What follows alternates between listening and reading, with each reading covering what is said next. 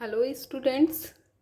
Last class में हम लोगों ने स्ट्रेंथ और हार्डनेस एंड सॉफ्टनेस में क्या रिलेशन होता है उसके बारे में स्टडी किया था।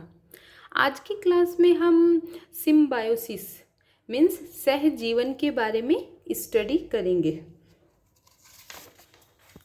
सिम्बायोसिस के अकॉर्डिंग हार्डनेस और सॉफ्टनेस किसी भी एटम का नेचुरल परमानेंट कैरेक्टरिस्टिक मीन्स निश्चित स्वाभाविक गुण नहीं होता है, जबकि उस एटम से अटैच्ड सब्स्टिट्यूएंट एटम्स और ग्रुप्स के नेचर को चेंज करके उस पर्टिकुलर एटम की हार्डनेस और सॉफ्टनेस को चेंज किया जा सकता है।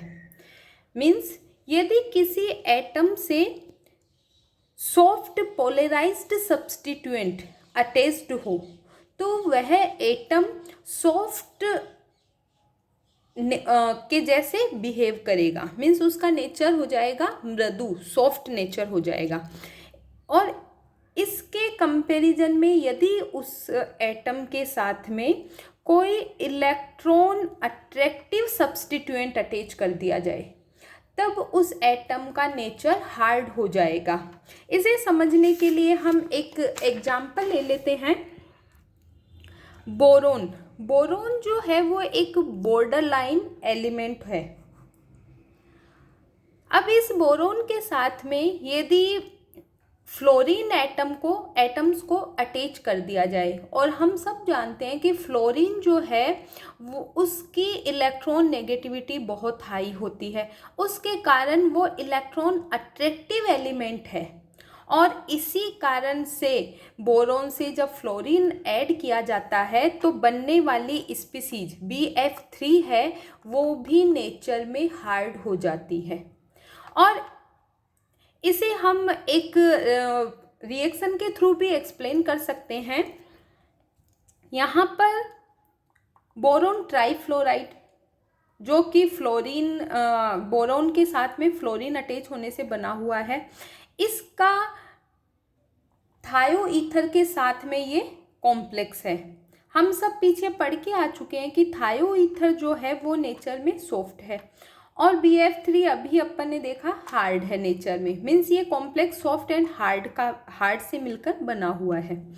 अब यदि इसकी रिएक्शन ईथर के साथ में करवाई जाए और ईथर का नेचर होता है हार्ड, तो ये जो ईथर है ये इस थायो ईथर को रिप्लेस कर देगा इस कॉम्प्लेक्स से और ये कॉम्प्लेक्स फॉर्म कर लेगा।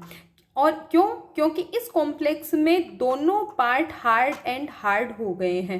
और इस चैप्टर के स्टार्टिंग से अपन पढ़ रहे हैं कि सेम कॉम्बिनेशन के कॉम्प्लेक्सेस की स्टेबिलिटी हाई होती है। मीन्स उनके बनने की प्रोबेबिलिटी हाई होती है और यहाँ पर इन्होंने थायो ईथर को रिप्लेस कर दिया है। इसी तरीके से यदि बोरोन के साथ में इलेक्ट्रोपॉजिटिव हाइड्रोजन एटम अटैच किया जाए तो बनने वाली जो स्पीसीज है BH3 ये सॉफ्ट लुईस एसिड के जैसे बिहेव करेगी। इसे भी अपन एग्जाम्पल से देख लेते हैं। यहाँ पर ये जो कॉम्प्लेक्स है इसमें जो ईथर वाला पार्ट है ये हार्ड है, जबकि BH3 है वो नेचर में सॉफ्ट है। इसकी रिएक्शन जब थायो ईथर से करवाई जाती है जो कि नेचर में होता है सॉफ्ट, तो ये जो सॉफ्ट पार्ट है ये इस ईथर को रिप्लेस करके ये कॉम्प्लेक्स फॉर्म कर लेगा, क्योंकि इस कॉम्प्लेक्स के दोनों पार्ट सॉफ्ट एंड सॉफ्ट हैं। ठीक है, इसका मतलब है कि BH3 जो है वो नेचर में सॉफ्ट है, सॉफ्ट लुईस एसिड के जैसे बिहेव करेगा। इसी के साथ साथ में जो ट्राइफ्लोरोबोरेन है ये फ्लोराइड आयन के साथ में बाइंड होने की प्रोबेबिलिटी को शो करता है। इसी तरीके से जो BH3 है वो हाइड्राइड आयन के साथ में बाइंड होने की प्रोबेबिलिटी को शो करेगा, क्योंकि BF3 जो है वो नेचर में हार्ड है और फ्लोराइड खुद भी हार्ड है, तो हार्ड से हार्ड की रिएक्शन को प्रीफरेंस मिलेगी।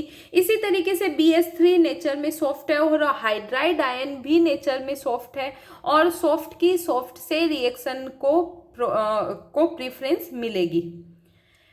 यहाँ पर हम देख सकते हैं BF3 ने फ्लोराइड से रिएक्ट होकर BF4 माइनस बना लिया। इसी तरीके से जो BH3 है, BH3 वास्तव में एक डाइमर के रूप में प्रेजेंट होता है, जो कि आप फर्स्ट ईयर क्लास में पढ़ के आ चुके हो बी ब्लॉक में। तो ये B2S6 का मतलब है कि 2 मॉलिक्यूल्स जो होते हैं बोरेन के BH3 के, वो आपस में कंबाइंड फॉर्म में पाए जाते हैं, नेचर में डाइमर के रूप में एग्जिस्ट करता है। ये हाइड्राइड से मिलकर BH4 माइनस फॉर्म कर लेता है। इसे समझने के लिए हम एक रिएक्शन भी देख सकते हैं। हमारे पास ये 2 कॉम्प्लेक्स है जिसमें इस वाले कॉम्प्लेक्स में 3 फ्लोरीन है और 1 हाइड्रोजन है, और यहाँ से पता लग रहा है कि BF3 हार्ड है जबकि H- वाला पार्ट सॉफ्ट है। दूसरे कॉम्प्लेक्स में BH3 वाला जो पार्ट है वो सॉफ्ट है जबकि फ्लोराइड वाला हार्ड है। अब सॉफ्ट HSAB प्रिंसिपल के अकॉर्डिंग हार्ड एंड हार्ड और सॉफ्ट एंड सॉफ्ट का कॉम्प्लेक्स बनने को प्रीफरेंस मिलेगी, इसलिए फाइनल जो प्रोडक्ट है वो बन जाता है BF4, हार्ड एंड हार्ड हो गया, BH4, इसमें दोनों पार्ट हो गए हैं सॉफ्ट एंड सॉफ्ट। इसी के जैसे सेम रिएक्शन ट्राइफ्लोरोहाइड्रोजन मेथेन की जब फ्लोरोमेथेन से रिएक्शन करवाई जाती है तब कैरिड आउट होती है। यहाँ पर ट्राइफ्लोरोमेथेन जो है वो इस हाइड्रोजन को इस फ्लोरीन से रिप्लेस कर देगी और हमें मिलेगा टेट्राफ्लोरोमीथेन और साथ ही साथ में मीथेन। क्योंकि जो ट्राइफ्लोरोमीथेन है ये हार्ड एंड सॉफ्ट का कॉम्बो है, क्योंकि CF3 जो है ये हार्ड है और H है ये सॉफ्ट है। इसी तरीके से ये CH3 वाला पार्ट सॉफ्ट है और ये F वाला पार्ट हार्ड हो गया है। ये जो फाइनल बन के आया है टेट्राफ्लोरोमीथेन, इसमें दोनों पार्ट हार्ड हो गए हैं और मेथेन के दोनों पार्ट हो गए हैं सॉफ्ट। और हम सब जानते हैं कि हार्ड एंड सॉफ्ट और सॉफ्ट के कॉम्बिनेशन से बनने वाले कॉम्प्लेक्सेस की स्टेबिलिटी ज़्यादा होती है, इसलिए इनके बनने की प्रोबेबिलिटी भी हायर होती है।